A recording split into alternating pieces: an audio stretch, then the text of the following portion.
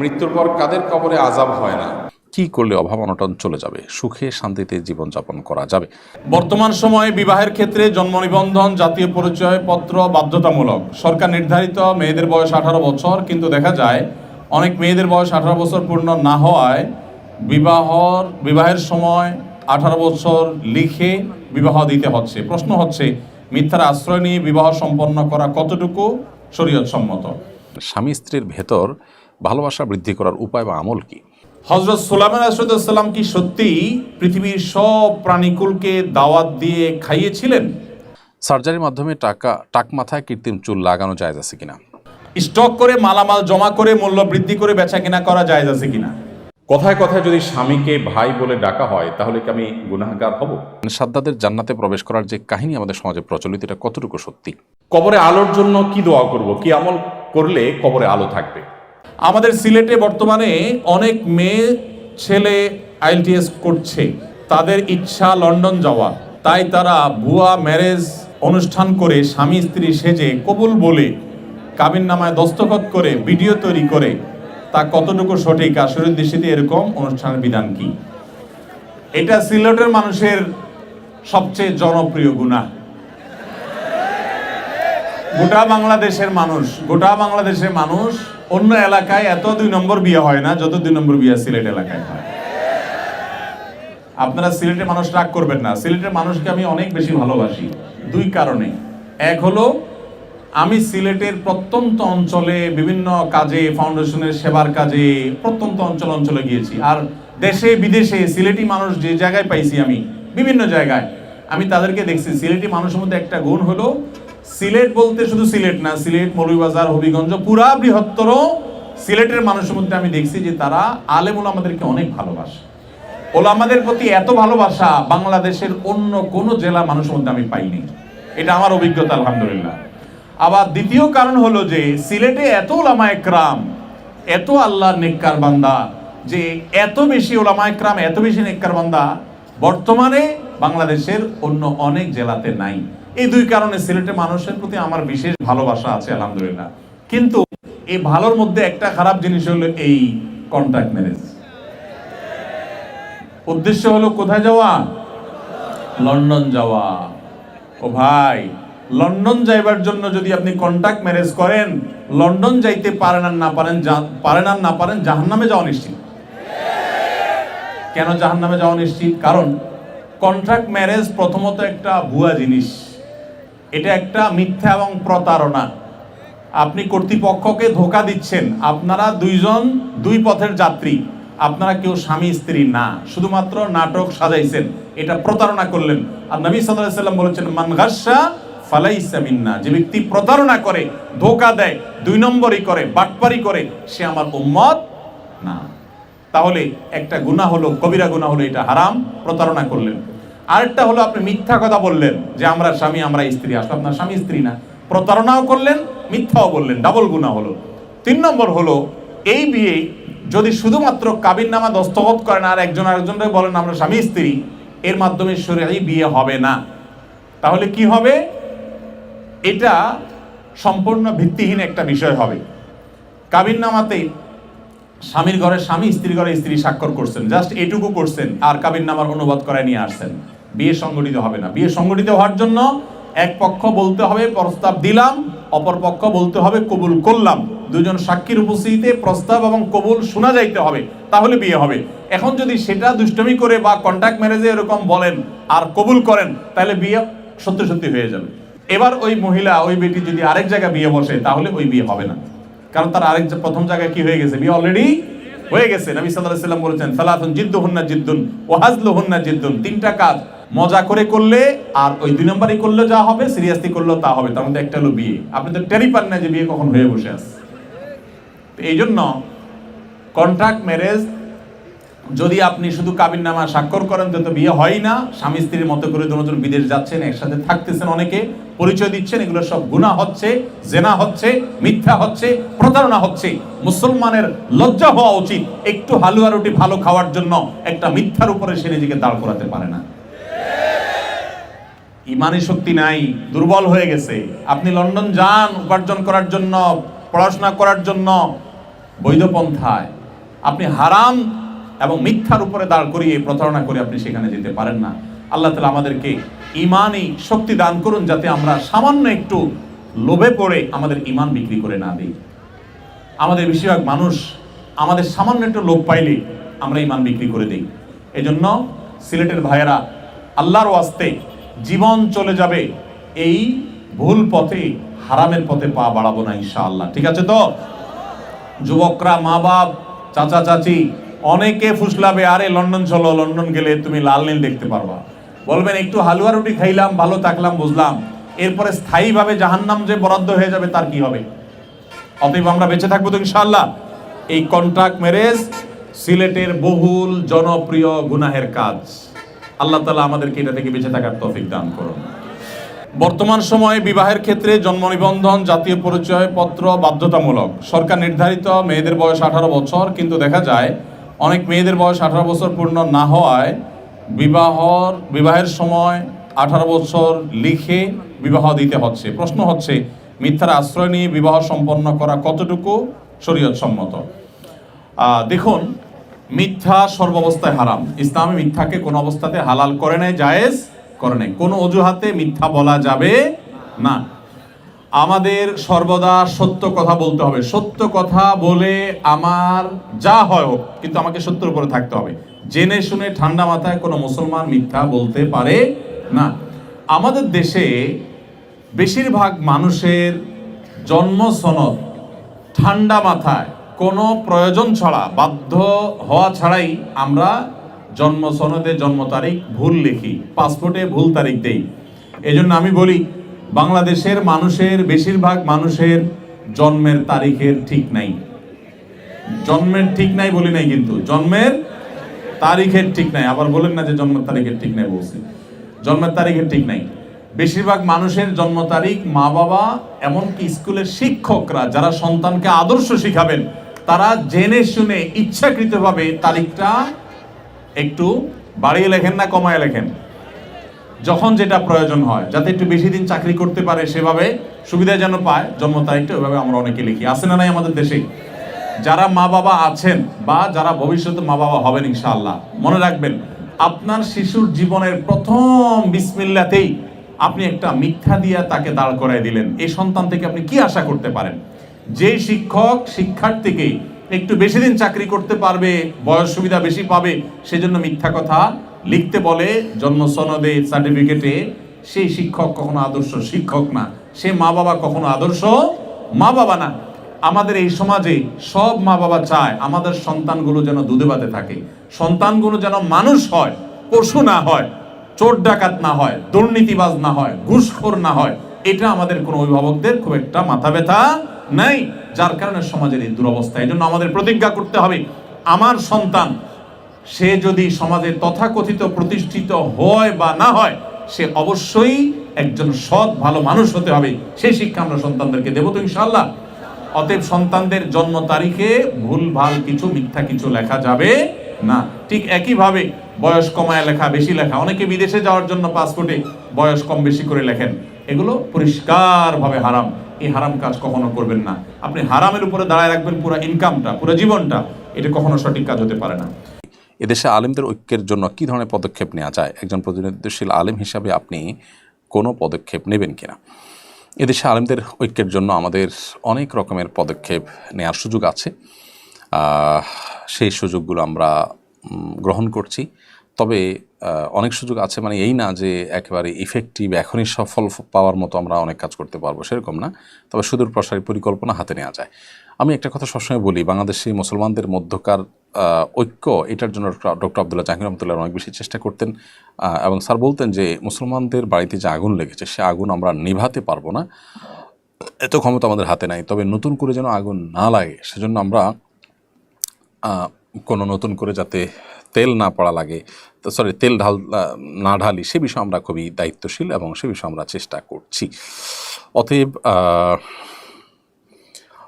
আমাদের এই ব্যাপারগুলোতে খুব বেশি সিরিয়াস হতে হবে এবং দায়িত্বশীল হতে হবে, যে আমরা যাতে কোনোভাবে অনৈক্য তৈরি না হয়, সেই চেষ্টা আমাদের করতে হবে। আমার কথা দ্বারা, আমার আচরণ দ্বারা আমরা যেন কোনো অন্যায় কাজ না করি।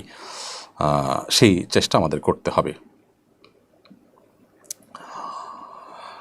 এরপরে প্রশ্ন হলো হাফেজ মমিনুর রহমান আপনি লিখেছেন জামাতে নামাজ অবস্থায় কাতারের মাঝে এক বা দুজনের মতো ফাঁকা রাখলে নামাজ হবে কিনা। জামাতে নামাজরত অবস্থায় কাতারের মধ্যে ফাঁকা রাখাটা গুনাহের কথা বা অনুচিত কথা, কারণ নবী সাল্লাল্লাহু আলাইহি ওয়াসাল্লাম বারবার করে কাতারে ফাঁকা রাখতে বন্ধ করতেন, নিষেধ করতেন, কাতারের ফাঁকা বন্ধ করতে বলতেন এবং কাতার ফাঁকা রাখতে নিষেধ করতেন।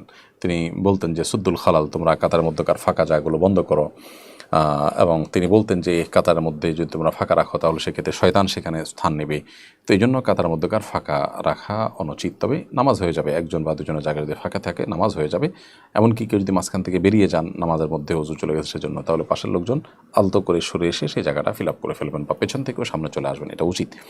বন্যার সময় দুর্যোগ কবলিত এলাকায় অনেক সময় লাশ দাফন করার সুযোগ থাকে না, কারণ অনেক সময় চারদিকে থাকে অথই পানি, অবস্থায় করণীয় কি? আল্লাহ মাফ করুন, এরকম ভয়াবহ পরিস্থিতি আমরা দেখেছি। লাশ দাফন করাটা যেহেতু ফরজে কেফায় আমল, পুরো এলাকাবাসীর উপরে কর্তব্য, বিধায় এলাকাবাসীর চেষ্টা করা উচিত কোনো না কোনো উপায়ে লাশ দাফনের ব্যবস্থা করা। যদি একান্ত সেটি না হয়, লাশ ভাসিয়ে যতদূর সম্ভব নিয়ে হলেও যেখানে মাটি আছে সেখানে দাফন করার ব্যবস্থা উদ্যোগ গ্রহণ করা উচিত। সেটাতে তাদের সাধ্যের মধ্যে যদি থাকে 2 মাইল 4 মাইল 5 মাইল 7 মাইলও যদি নেওয়া লাগে তাহলে ভাসিয়ে সেটা নেওয়া উচিত দাফন করার জন্য। কোনো কোনো এলাকায় দেখা যায় যে দাফন করতে না পারার কারণে তারা সেখানে করেন, আপনার লাশ ভাসিয়ে দেন এবং একটা চিরকুট লিখে দেন। সেটা তে লেখা থাকে যে এই যেখানে যাবে, লাশ যেখানে যাবে সেখানে দাফন করা হবে এবং আপনারা দাফন করেন, এরকম দাফন করবেন লাশ পেলে, সেরকম করে লিখে দেওয়া হয়। এটাও একটা প্রক্রিয়া ভালো, যে নিজেরা যদি যাওয়ার মতো সুযোগ না থাকে। বাট এরকম বাংলাদেশের প্রেক্ষিতে আমরা বলতে পারি বেশিরভাগ ক্ষেত্রেই এরকম পরিস্থিতি খুব কমই হয়।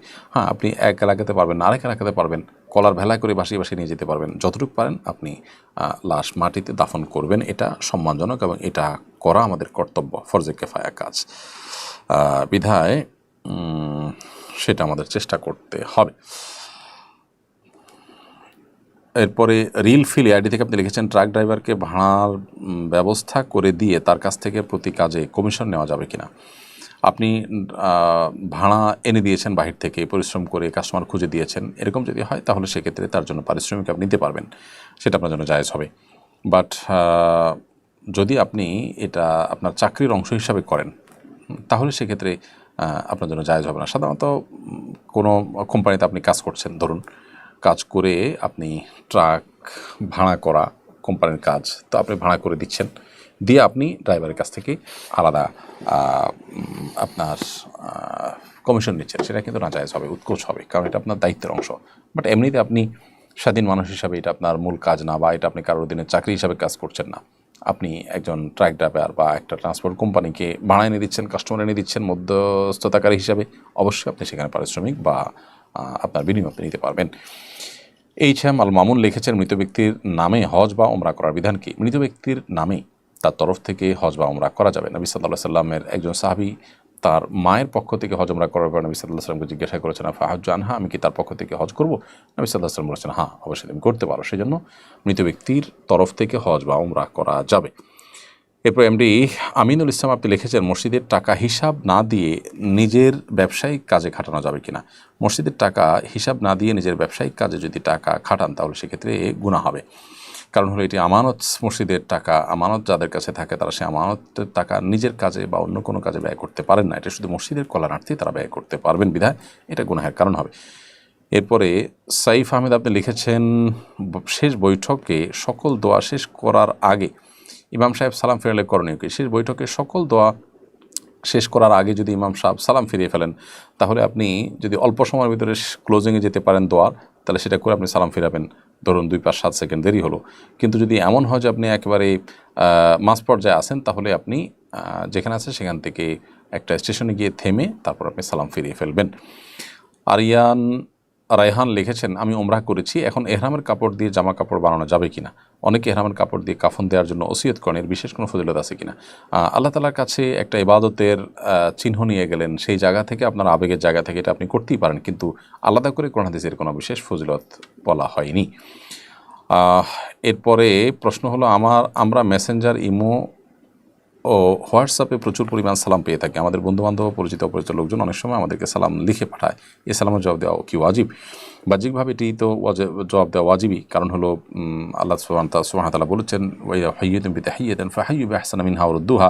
যদি তোমাদেরকে কেউ সালাম দেন, তাহলে তোমরা সেই সালামের যে ভাষায় সালাম দেবে তার চেয়ে উত্তম ভাষা তোমরা রিপ্লাই করবে। রিপ্লাই করাটা ওয়াজিব। এই জন্য কেউ লিখিতভাবে সালাম দিলে তাকে আপনি উত্তর দিবেন, লিখিত হোক মৌখিক যে কোনোভাবে, এটা দেওয়া উচিত। শাকির আখতার আপনি লিখেছেন, আমি ডাক্তার হতে চাই, কারণ অনেক দিনই মা বোন পুরুষ ডাক্তারের থেকে চিকিৎসা নিতে চান না লজ্জার কারণে। এখন আমি কি শরীর পর্দা করে ডাক্তার হতে পারবো? অবশ্যই পারবেন, এবং সেজন্য শরীর পর্দা করে যেখানে ডাক্তারি পড়া যায় সেখানে পড়ার চেষ্টা করবেন। আব্দুল্লাল জুবাইর সর্দার লিখেছেন, মসজিদ স্থানান্তর করার পর আগের জায়গা বা মসজিদ কী করব? হানাফি ফিক অনুযায়ী সেই জায়গা মসজিদের জন্য সংরক্ষিত থাকবে বা অন্য কোনো কাজ করবেন না। সেটা মসজিদের সম্মানার্থে যে জায়গা মসজিদ হিসাবে ওয়াকফ হয়ে যায়, কিয়ামত পর্যন্ত সেটা মসজিদের জন্যই চূড়ান্ত হয়ে যায়। যদিও সৌদি আরবের বিন বাজ রাহমাহুল্লাহ সহ হাম্বলি ফকিহগণ ভিন্নমত পোষণ করেন। তারা বলেন যে মসজিদ হিসাবে এটা ইউজ হওয়ার মতো কোনো পরিবেশ বা সম্ভাবনা না থাকলে সেটা বিক্রি করে মসজিদের কল্যাণার্থে যে কোনো কাজ করা যাবে, এটা তারা বলেন। বা সে কাজে অন্য কোনো কাজ করলেন আর সেটা মসজিদের কল্যাণার্থে ব্যয় হলো, সেটি করতে পারেন, এমনটি অনেকে মত দিয়েছেন। ত্রাণ দিয়ে ছবি তোলা নিয়ে অনেকে অনেক কথা বলছেন, বিষয়টা সম্পর্কে আপনার মতামত জানতে চাই। ফটো সেশনের জন্য ছবি তোলার জন্য ছবি তোলা, মানুষকে দেখিয়ে বাহবা নেওয়ার জন্য, জাস্ট লোক দেখানোর জন্য ছবি তোলা, এটা অনুচিত। কিন্তু আপনি যদি সোশ্যাল মিডিয়া থেকে ফান্ড রাইজ করে থাকেন, সেটির জন্য মানুষের কাছে জবাবদিহিতার জায়গা থাকে, তার জন্য আপনি রেকর্ড বা রিপোর্টের জন্য ছবি তোলেন, সেটা নিষিদ্ধ নয়। তবে সেক্ষেত্রে মানুষের প্রাইভেসির বিষয়টাকে খুব গুরুত্বের সাথে দেখা উচিত। আমরা আসনা ফাউন্ডেশন থেকে যে ত্রাণ কার্যক্রম পরিচালনা করি, আমরা সোশ্যাল মিডিয়া থেকে সেই টাকাটা কালেক্ট করি এবং সেই টাকায় আমরা কিন্তু মানুষকে দিয়ে থাকি, মানুষের মধ্যে ব্যয় করে থাকি। তো যার কারণে সেটির জবাবদিহিতার জায়গা থেকে, ট্রান্সপারেন্সির জায়গা থেকে আমাদের রিপোর্ট করতে হয়, সেজন্য আমরা ছবি, লাইভ, ভিডিও ইত্যাদি করি। কিন্তু সেক্ষেত্রেও যে মানুষগুলোর ছবি তোলা হয়, চেষ্টা করা হয় তাদের চেহারা যেন প্রদর্শন না হয়। যারা তাদের ছবি তোলাতে আপত্তি করেন না বা অনুমোদন দিয়ে থাকেন, তাদেরটাই আমরা সাধারণত প্রচার করার চেষ্টা করে থাকি। তবে অন্যদেরও এই বিষয়গুলো মাথায় রাখা দরকার। আপনার অনবরত প্রয়োজনীয় ছবি তোলা, ভিডিও করা, এটা অনুচিত কাজ। এগুলোর মাধ্যমে আল্লাহর কাছ থেকে সওয়াব পাওয়ার সম্ভাবনাটা কমে যায়। এরপরে মনিকা জামান আপনি আমাদের ইউটিউব চ্যানেলে লিখেছেন, আমি নামাজের মধ্যে মাঝে মাঝে কোনো একটা শব্দের উচ্চারণ ভুল করে ফেললে সঙ্গে সঙ্গেই তা আবার শুদ্ধ করে পড়ে নিই, অথবা সেন্টেন্সটি আবার শুদ্ধ করে পড়ে নিই, তাতে কি আমার সহজে দিতে হবে? না, কোনোটা ভুল হয়ে গেছে, সাথে সাথে আপনি ঠিক করে ফেলেছেন, আবার পেছন থেকে তেলাওয়াত করে ফেলেছেন, রিপিট করে ঠিক করে পড়েছেন, তাতে কোনো অসুবিধা নেই, নামাজ নষ্ট হবে না। এমনি পারভেজ আপনি লিখেছেন, আমি আবেগে গণভবন থেকে 2টা পাঞ্জাবি নিয়ে আসছি, এখন আমার করণীয় কি? এগুলো সম্ভব হলে সেখানে ফেরত দিবেন, কর্তৃপক্ষকে জানিয়ে সেটা ফেরত দেওয়ার চেষ্টা করবেন। একান্ত যদি না পারেন, তাহলে সেক্ষেত্রে সে সুযোগ যদি না থাকে, তাহলে অন্য কোনো গরিব দুঃখীকে দান করে দেবেন, তারা ব্যবহার করবে। এটা স্মৃতি হিসাবেও আপনার কাছে রাখা অনুচিত হবে। মেহেদি হাসান লিখেছেন, আমি ছোট থাকতে আমার পিতামাতার ডিভোর্স হয়, আমি নানার বাসায় থাকি, পিতামাতার মাঝে মধ্যে যোগাযোগ হয়, চরিত্র হেফাজতের জন্য বিয়ে করার জন্য আমি তার কাছে সম্পত্তির হক চাইছিলাম, তিনি উল্টো আমার কাছে টাকা চান, এখন আমার করণীয় কি? তিনি যদি না দেন আপনাকে, তাহলে আপনার উপার্জন দিয়ে আপনি করবেন। কেউ যদি আপনার হক নষ্ট করে, তাহলে তিনি আল্লাহর কাছে দায়ী থাকবেন। আপনি অন্য কোনোভাবে চেষ্টা করবেন নিজের এই প্রয়োজনকে মেটাবার জন্য। সেনা হিসেবে সফরের দূরত্বে এক জায়গায় কর্তব্যরত আছি, অনেকদিন হলো পরিস্থিতি বলছে আরও অনেক থাকতে হবে, এক্ষেত্রে পূর্ণ নামাজ পড়বো নাকি কসর? কোনো জায়গায় কতদিন থাকবেন আপনি জানেন না, দোদুল্যমানা আছেন, সেখানে কসর পড়ে যাবেন। যতদিন পর্যন্ত আপনি ফিক্সড জানতে পারছেন না কতদিন থাকছেন, 15 দিন থাকছেন মিনিমাম, এটি নিশ্চিত হলে তখন আপনি পূর্ণ নামাজ পড়বেন। এমনি সোহেল লিখেছেন, লুঙ্গি পরে জায়নামাজ ছাড়া শুধু ফ্লোরে কি নামাজ পড়া যাবে? হ্যাঁ, শুধু ফ্লোরে যদি ফ্লোর পাক থাকে নামাজ পড়তে কোনো অসুবিধা নেই, লুঙ্গি যদি পাক থাকে কোনো অসুবিধা নেই। শিক্ষা প্রতিষ্ঠানের ছাত্ররা শিক্ষকদের জোর করে পদত্যাগ করতে বাধ্য করছে, শিক্ষকদের সঙ্গে এরূপ আচরণ সঙ্গত কিনা? দেখুন, প্রথম কথা হলো যে কোনো শিক্ষক যদি অন্যায় কাজ করে থাকেন এবং তিনি থেকে অন্যায় কাজ করবেন মনে হয়, তাহলে তাকে আপনি পদত্যাগ করার জন্য জোর করছেন, কারণ তিনি এখানে থেকে অন্যায় করবেন, তিনি খারাপ কাজ করেছেন, আরও করবেন সম্ভাবনা আছে, সেই জায়গা থেকে অন্যায় কাজের বাধা প্রদান হিসাবে সেটা আপনি করতেই পারেন, কিন্তু সীমালঙ্ঘন যেন না হয়। আপনি অন্যায়ের বাধা দিতে গিয়ে আপনি নিজে যেন আরেকটা অন্যায় করে না ফেলেন, এই বিষয়টা আমাদের খুব গুরুত্বের সাথে দেখতে হবে।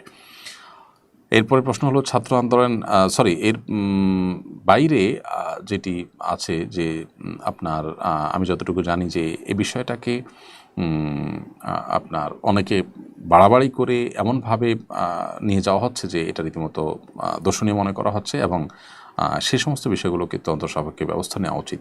বিশেষ করে কোনো শিক্ষক যদি অন্যায়ের শিকার হয়ে থাকেন, শিক্ষক সম্মানের পাত্র, যদি তিনি অন্যায় করেন বা অন্যায় করেছেন বা করবেন বলে মনে হয়, রেকর্ড আছে, বিভিন্নভাবে তার পদত্যাগের বিষয়টি নিশ্চিত করা যায়। কিন্তু অসম্মান এবং সীমালঙ্ঘন এগুলো করা উচিত না। আল্লাহ তাআলা বলেছেন, ফাইন আকাবতুম ফাআকিবু বিমিসলি মা আকাবতুম বিহি, কেউ অন্যায় করেছে তুমি তার প্রতিকার চাও, তাহলে সঙ্গত পরিমাণে নাও, অতিরিক্ত করে সীমা ছাড়িয়েও যেও না। সেটা আমাদের মাথায় রাখতে দরকার। যদি আমি জানি যে এই বিষয়ে ছাত্র সমন্বয়ক যারা আছেন তারা এগুলোর বিরুদ্ধে কথা বলেছেন, এগুলো করতে নিষেধ করেছেন। স্বামী স্ত্রীর মাঝে মনোমালিন্যের কারণে দীর্ঘদিন শারীরিক সম্পর্ক না হলে কি তালাক হয়ে যায়? না, দীর্ঘদিন শারীরিক সম্পর্ক না হলে তালাক হয়ে যায়, এই কথা সঠিক নয়। কবরে আলোর জন্য কি দোয়া করব, কি আমল করলে কবরে আলো থাকবে? কবর অন্ধকারের জগৎ। নবী করিম সাল্লাল্লাহু আলাইহি সাল্লাম কবরের জীবন সম্পর্কে আমাদের অনেক বেশি সাবধান করেছেন, এবং এটি আখিরাতের প্রথম ঘাঁটি, পরকালের জীবনের প্রথম ঘাঁটি হলো কবর। আমরা সাদা চোখে দেখি মানুষকে কবরস্থ করে, দাফন করে, মাটির সাথে মিশে যায়, পোকামাকড় খেয়ে ফেলে, মানুষের দেহাবশেষ শেষ। একজন নাস্তিকের দৃষ্টি এটুকু, এর বাহিরে সে যেতে পারে না, এর গভীরে তার যাওয়ার সুযোগ নাই। আল্লাহ তাআলা আমাদেরকে মুসলিম করেছেন, আমাদের দৃষ্টির গভীরতা কিন্তু এটুকু না, এটা ভেদ করে আরো অনেক দূরে আমরা যাই। আমরা জান্নাত জাহান্নাম পর্যন্ত পুরাটা জানতে পারি কোরআন এবং হাদিসের মাধ্যমে, যেহেতু তাদের আল্লাহর প্রতি বিশ্বাস নেই, সেজন্য তারা এর বাইরে আর যাইতে পারে না। একজন মুসলিমের দৃষ্টিভঙ্গি হবে, তার বিশ্বাস হবে যে কবরের জীবনটাকে কোরআনে কারিমে আল্লাহ তাআলা বলেছেন বারজাখী জীবন, ওমিন ওয়ারাইহিম বারজাখুন ইলা ইয়াউমি ইউবআসুন, মৃত্যুর পর পুনরুত্থান পর্যন্ত মানুষ বারজাখী লাইফের মধ্যে থাকে। বারজাখ শব্দের অর্থ হলো আড়াল, প্রাচীর, দেয়াল, অর্থাৎ আমার পরকাল এবং দুনিয়ার জীবনের মাঝখানকার এই জগৎ, এই প্রাচীরের মতো ওয়াল হলো আমাদের এই কবরের জীবনটা। সেটা কবর হতে পারে, কাউকে বাঘে খেয়ে ফেলেছে, বাঘের শরীরের সাথে মিশে গেছে, ওইটাই তার বারজাখী জীবন। তার দেহাবশেষ যেখানে যে অবস্থায় থাকুক, এমনকি পুড়ে যদি ছাই হয়ে যায়, এই ছাই যেখানে থাকুক না কেন, এটাই হলো তার বারজাখী জীবন। আমরা দেখি সে ছাই হয়ে আছে, আমরা দেখি সে মাটির সাথে মিশে যাচ্ছে। আল্লাহ সুবহানাহু ওয়া তাআলা তার ভিতরে বিশেষ রূহ দেন, যেটা দিয়ে সে শুধুমাত্র তার শাস্তি কিংবা পুরস্কার এটাকে সে ফিল করতে পারে, উপভোগ করতে পারে। আমরা কিছু টের পাই, এটা বারজাখী জীবন, আলমুল গায়ব। তো এই জীবনে মানুষ যদি ঈমান নিয়ে যেতে না পারে, কুফর নিয়ে যায়, তো ভয়াবহ অন্ধকার, গুটগুটে অন্ধকার, এটা শাস্তি হিসাবে তার সামনে আবির্ভূত হয়। কি আমল দ্বারা সে অন্ধকার দূর করা যেতে পারে? প্রথমত ঈমান। ঈমান হলো সবচেয়ে বড় আলো, এটা দিয়ে সমস্ত অন্ধকার দূর করা হবে। আজকের পৃথিবীতে ইসলাম বিদ্বেষী, মুসলিম বিদ্বেষী সারা বিশ্বব্যাপী যারা আছে, এদের একটা টার্ম আছে, দেখবেন তারা আলো আর অন্ধকারের শব্দ দুটা ব্যবহার করে খুব বেশি। আলোকিত মানুষ আমাদের দেশে দেখবেন যারা সেকুলারিজমকে বিভিন্নভাবে প্রতিষ্ঠা করবার জন্য চেষ্টা করে, বিভিন্নভাবে ইসলাম মুসলমানদের খোঁচাখুচি করার প্ল্যান প্রোগ্রাম নিয়ে যারা সকাল বিকাল উঠে বসে, এদেরকে দেখবেন সবসময় এই শব্দগুলো ব্যবহার খুব বেশি করে। তারা যদি কাউকে আলোকিত মানুষ বলে, আপনি নিশ্চিত হয়ে নিতে পারেন হয় বড় নাস্তিক, আর না চুপা নাস্তিক, আর না হলে বিভিন্নভাবে সে মুসলিম বিদ্বেষ লালন করে ভেতরে। এই লোকটাকে তারা বলে আলোকিত, তার মানে সে ধর্মের গণ্ডি থেকে বেরিয়ে গেছে, যেন সে আলোর পথ পেয়েছে, এটা তারা বলে। আর ধর্ম বিশ্বাস যারা আছে তাদেরকে বলে অন্ধ, অন্ধকারের মধ্যে আছে, এই টাইপের কথাবার্তা বলে, তাই না? আল্লাহ সুবহানাহু ওয়া তাআলা কোরআনে কারীমে আলো এবং অন্ধকার সম্পর্কে পরিষ্কার ধারণা আমাদেরকে দিয়েছেন।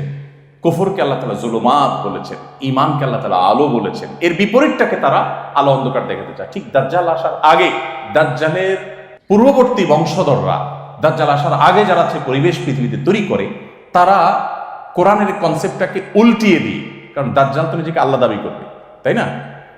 দাজ্জালকে যে বিশ্বাস করবে সে কাফের হবে, বেঈমান হবে, কিন্তু দাজ্জাল নিজেকে আমরা উপস্থাপন করবে যে মানুষ বিভ্রান্তিতে পড়ে যাবে। আজ তার পূর্ববর্তী অনুসারী যারা, তারাও সে একই কাজ করছে, অন্ধকারকে তারা আলো করে দেখাচ্ছে, আর আলোকে তারা অন্ধকার হিসেবে দেখাচ্ছে। যাই হোক, তো এই কারণে আলো এবং অন্ধকারের ব্যাপারটা, এটা ঈমানের সাথে খুব রিলেটেড একটা বিষয়। মানুষ যদি বেঈমান হয়ে মারা যায়, তখন তার বারজাখী জীবন অন্ধকারে পরিপূর্ণ থাকে, আর কিয়ামতের ময়দানে তো আছেই। তো সে আলো, কবরে আলোর জন্য প্রথমত ঈমান, এটাকে সুদৃঢ় করা, এটাকে সুসংরক্ষিত করা, ঈমান নষ্ট হয়ে না যায় সেই প্রচেষ্টা অব্যাহত রাখা, নাম্বার এক। দ্বিতীয়ত, কবরে আলোর জন্য সালাতটাকে সুন্দর করার কোনো বিকল্প নাই। আমাদের সালাতের অবস্থা বড় কাহিল, বড় বেহাল। সালাতকে যদি আপনি সুন্দর করেন, কবরে সেটা আলোর ভূমিকা রাখবে, কারণ নবী সাল্লাল্লাহু আলাইহি ওয়াসাল্লাম বলেছেন আস-সালাতু নূর, সালাত এটা আলোর ভূমিকা দিবে। ঠিক একইভাবে সূরা কাহফের প্রথম 10টি আয়াত স্পেশালি আর পুরো সূরাটা এটা কিয়ামতের ময়দানে বান্দার জন্য আলো হয়ে আসবে। বিশেষ করে শুক্রবারে কেউ যদি সূরা কাহফ পড়ে, নবী সাল্লাল্লাহু আলাইহি সাল্লাম তার জন্য আলো হয়ে আবির্ভূত হবে, সে ওয়াদা করেছে। তো এই হাদিসের আলোকে আমরা সূরা কাহফ প্রতি শুক্রবার যদি আমল করার চেষ্টা করি, কোনো শুক্রবার এটা যেন মিস না হয়। আপনি বৃহস্পতিবার সন্ধ্যা থেকে নিয়ে শুক্রবার সন্ধ্যা পর্যন্ত পুরো টাইমের ভিতরে সূরাটা একবার পড়ে ফেলবেন। এটা আপনার কবরে, আপনার আখিরাতে আলোর ভূমিকা রাখবে ইনশাআল্লাহ বিদিনিল্লাহ। সেই সাথে সাধারণ যে সমস্ত নেকামলগুলো আছে এগুলো আমাদের কবরের জীবনে আলো ইনশাআল্লাহ আমাদেরকে আলো দিবে এবং আলো হয়ে আসবে। সেই সাথে কবরের আযাব থেকে পানাহের জন্য সূরা মুলক রাতে পড়া, এটা অনেক ইম্পর্টেন্ট আমল। সূরা মুলক প্রত্যেক রাতে পড়া, যে শোয়ার আগে আমি একবার সূরা মুলক পড়ব। যারা খুব ভালো পড়তে পারেন বা মুখস্থ আছে, 3 থেকে 4 মিনিট সময়ে পুরো সূরা মুলকটা পড়ে ফেলা যায়। 4 মিনিট সময় কোনো সময়ই না, আপনি মোবাইলে টিপতে টিপতে কত 4 মিনিট খেয়ে ফেলছেন, কিন্তু সূরা মুলক পড়ার সময় পাচ্ছেন না। তো এটি আমাদের কবরের আযাব থেকে রক্ষা করবে, কবরে আলোর ভূমিকা রাখবে ইনশাআল্লাহ তাআলা। আমরা জানি প্রাণীর ছবি থাকলে ঘরে ফেরেশতা ঢুকে না। মালয়েশিয়াতে কিছু মসজিদে ভিডিও করা হয়, বড় স্ক্রিনে নামাজ দেখানো হয়, এতে নামাজের সমস্যা হবে কিনা? স্ক্রিনে যদি নামাজ দেখানো হয়, মোবাইলের মাধ্যমে লাইভ সম্প্রচার করানো হয়, তো এটাতে কোনো অসুবিধার কিছু নেই। এর কারণে কোনো হারাম কিছু হবে না। এটা জাস্ট আয়নার মতো, আপনি বসে আছেন, আমি আয়না ধরলাম, আপনাকে আয়না এখানে দেখা যাচ্ছে, আমি আয়নাতে দেখলাম, জাস্ট এরকম স্ক্রিনে দেখা, এটার মধ্যে হারাম হওয়ার কিছু নেই। আর এছাড়া ফটোগ্রাফিক ছবি যেগুলো প্রিন্ট হয় নাই, মোবাইলে আছে অথবা আপনার স্ক্রিনে আছে, সেগুলো যেহেতু আপনার প্রিন্ট করা হয় নাই, এটা আলাদা কোনো আপনার দেহ নাই, ধরা ছোঁয়া যাওয়ার মতো কোনো বিষয় নয়, এটা সফট কপি, সেজন্য সেটাকে পৃথিবীর অনেক ওলামায়ে কেরাম জায়েজ মনে করেন, আমরা সেটাকে জায়েজ মনে করি। তবে একান্ত প্রয়োজন ছাড়া সেগুলোর তোলা ছড়াছড়ি না করাই বেটার, কারণ এটা নিয়ে ওলামাদের মধ্যে ইখতিলাফ আছে। তবে ভিডিও সম্প্রচার, সরাসরি সম্প্রচার হচ্ছে, এইটার ব্যাপারে কোনো ইখতিলাফ পৃথিবীর কোনো আলেমের নাই, এটা না জায়েজ হওয়ার কোনো কারণ নাই। আমরা অনেক সময় টেলিভিশন দেখলেই আপনার ভড়কে যাই যে আর কি, টেলিভিশনটা স্ক্রিন, সেখানে আপনার ইমাম সাহেব নামাজ পড়ছে, বাইরে কোথাও সম্প্রচার করা হচ্ছে, কোনো অসুবিধার কিছু নাই। কোথাও দিনই কোনো প্রোগ্রাম হচ্ছে, কিছু মানুষ হলের বাইরে আছে, তাদের জন্য ওখানে একটা প্রজেক্টর দিয়ে সম্প্রচার করা হচ্ছে, কোনো অসুবিধা নেই। পৃথিবীর কোনো আলেম এটাকে নাজায়েজ বলেন না। আমরা তিন ভাই শ্বশুর বাড়িতে থাকে। এখন বাবার সম্পত্তি বড় ভাই এবং ছোট ভাইকে দিতে চায়, মেজো ভাইকে দিতে চায় না। মেজো ভাই তো সম্পত্তির ভাগ পাবে, কিন্তু বাপ দিতে চাচ্ছেন না, শরীয়ত কি বলে? দেখুন, সন্তানদের বাবা মার সম্পদের অধিকার, এটা জন্মসূত্রে তাদের প্রাপ্য অধিকার। আমাদের প্রচলিত আইনে, আমাদের দেশে প্রচলিত আইনে তেজ্যপুত্র একটা কথা, তেজ্যপুত্র বলতে একটা জিনিস আছে, তাই না? ইসলামের তেজ্যপুত্র বলতে কিছু নাই এবং কোনো স্কোপ নাই। আপনার সন্তান যত খারাপ হোক, আপনি তাকে ত্যাগ করবেন না, ত্যাগ করার কোনো সুযোগ নেই। 3 দিন আপনি রাগ করে থাকতে পারেন, অভিমান করে থাকতে পারেন যে আমি চিরকালের জন্য তোমাকে কেটে দিলাম, তুমি আমার কোনো সন্তান না, আমি তোমার বাপ না। আপনি তার বাপ, আপনি তাকে জন্ম দিয়েছেন, সে আপনার সন্তান। এটাকে, এই বাস্তবতাকে অস্বীকার করা বা চেঞ্জ করার কোনো সুযোগ নাই।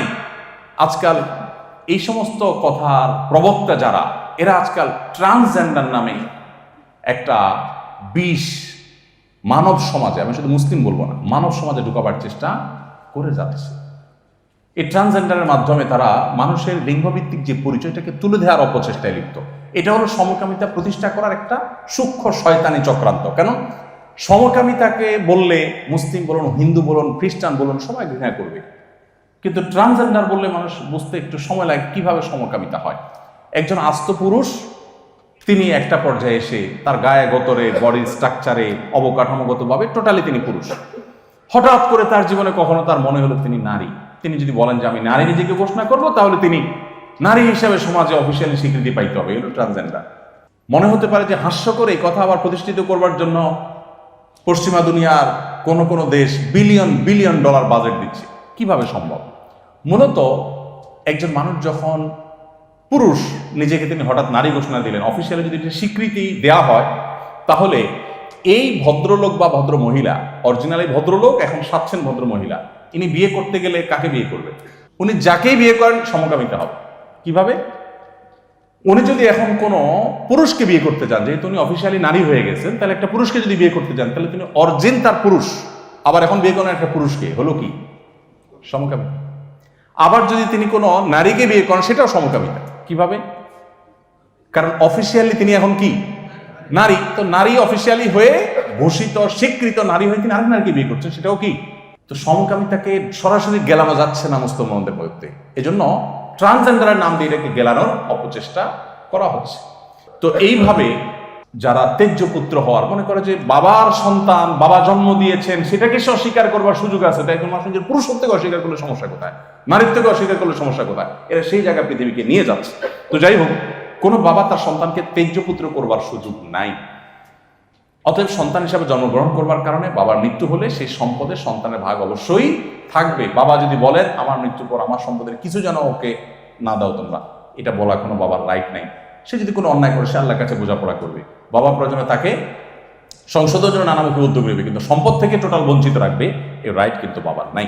এমরি মাও হোসাইন সাব্বির আপনি লিখেছেন, কি করলে অভাব অনটন চলে যাবে, সুখে শান্তিতে জীবনযাপন করা যাবে? ভাই মাও হোসেন সাব্বির, অভাব অনটন দূর হওয়ার জন্য, সুখ শান্তি আসার জন্য আল্লাহ সুবহানাহু ওয়া তাআলার উপর ভরসা করে হালাল উপার্জনের জন্য সর্বোচ্চ লেভেলের সিরিয়াস থাকতে হবে আপনাকে। ফরজ ইবাদতের পরে আপনি সবচেয়ে বেশি সিরিয়াস থাকবেন হালাল উপার্জনের জন্য। আমরা অনেকে আমাদের ইবাদত বন্দেগীর পাশাপাশি হালাল উপার্জনের জন্য সেরকম সিরিয়াসনেস আমাদের মধ্যে থাকে না। আমরা চাই দোয়া দুরুদের মাধ্যমে আল্লাহ তাআলা আমাদেরকে সকল আল্লাহর নেয়ামত রিজিক ইত্যাদি দিয়ে দেখ। আল্লাহ চাইলে দিতে পারেন, কিন্তু এটা আল্লাহ তাআলা সুন্নাহ বা নিয়ম নয়। সুন্নাতুল্লাহ ফিল আরদ বা পৃথিবীতে আল্লাহর নিয়ম হলো যে যে পরিশ্রম করবে তাকে আল্লাহ তাআলা ফসল দিবেন। অতএব আমাদের পরিশ্রমী হতে হবে।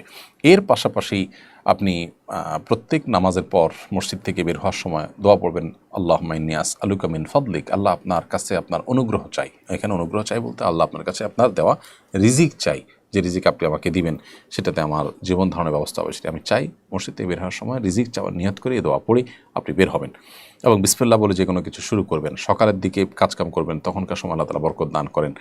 এভাবে আপনি কাজ করবেন। আর মনে রাখবেন, নবী রাসূলগণ তাদের জীবনে খাদ্য, পানীয়, পরিধেয় এই সমস্ত বিষয়গুলোতে অনেক বেশি তারা সমৃদ্ধ ছিলেন। ব্যাপারটা কিন্তু তা নয়। সুখ শান্তি এটি আপেক্ষিক বিষয়। আল্লাহ তাআলা যাকে ওই দিনের খাবার দিয়েছেন, তিনি সুস্থ সবল শরীরে আছেন, নবী সাল্লাল্লাহু আলাইহি সাল্লাম ওই ব্যক্তিকে সুখী মানুষ হিসাবে নিরূপণ করেছেন। অনেক মানুষ আছেন তারা অঢেল সম্পদ না হলে নিজেকে সুখী মনে করেন না, এটা তার মানসিকতার ব্যাপার। এই জন্য সেই জায়গাটাতেও আমাদেরকে ফোকাস করতে হবে।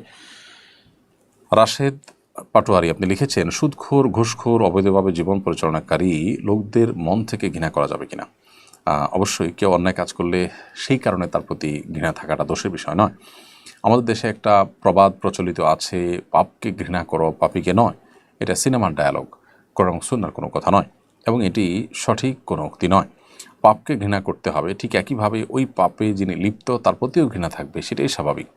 কারণ যিনি পাপে লিপ্ত তিনি খারাপ মানুষ, তার ওই মুহূর্তের খারাপ মানসিকতার কারণে, খারাপ কর্মের কারণে তার প্রতি ঘৃণা থাকবে। সেটাই হলো বিবেকের দাবি, সেটাই হলো কোরআন এবং সুন্নাহর নির্দেশনা। সো পাপকে ঘৃণা করো পাপীকে না, এটি একেবারেই অবান্তর কথা এবং বস্তা পচা, সস্তা, শুনতে মুখরোচক কিন্তু বাস্তবতা বিবর্জিত কথা এবং একটি অন্যায় কথা। বিধায় সুদখোর, ঘুষখোর, অবৈধভাবে জীবন পরিচালনাকারী মানুষের প্রতি আপনার মন থেকে ঘৃণা আসাটা বরং আপনার ঈমানের দাবি।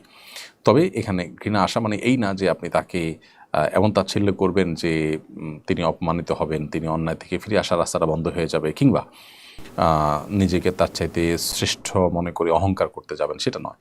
আপনি বিনয়ী হয়ে তার প্রতি ঘৃণাও থাকবে, সে সাথে এও চিন্তা থাকবে যে আল্লাহ আপনাকে হেফাজত রেখেছেন। যদি আল্লাহ রহম না করতেন তো আপনি হয়তো সেরকম হয়ে যেতেন।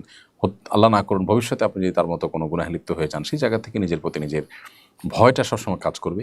আর অন্যায়ের কারণে তার প্রতি তো অবশ্যই ঘৃণা থাকবে। রোজিনা রহমান লিখেছেন, আমার 11টি সূরা মুখস্থ, আমি এইগুলো দিয়ে নামাজ পড়লে হবে কিনা নাকি আরও সূরা লাগবে? সূরা ফাতিহার পাশাপাশি মিনিমাম 4টি সূরা হলেই তো আমাদের নামাজ আমরা পড়তে পারি, কিন্তু যত বেশি সূরা মুখস্থ থাকবে ততই ভালো। আমরা বৈচিত্র্য আনতে পারবো নামাজের সূরা পাঠের ক্ষেত্রে।